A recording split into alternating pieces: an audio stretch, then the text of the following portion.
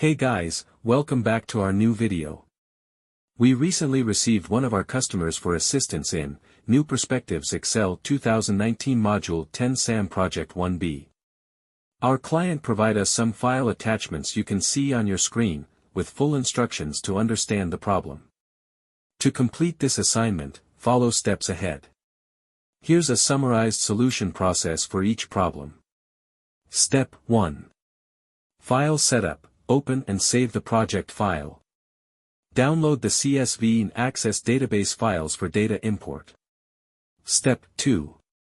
Sales History Worksheet. Use Power Query to import data from a CSV file, remove unnecessary columns and load the data into the worksheet. Step 3. Monthly Sales Worksheet. Create a forecast for the next 6 months using the available sales data and adjust the chart accordingly. Step 4. Material Worksheet. Import data from the Access database and build a pivot table showing products sold by material and location. Add a timeline slicer to filter by order date. Step 5. Product Types Worksheet.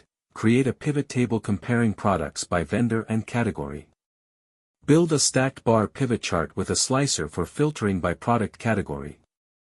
Step 6. Monthly Sales Summary.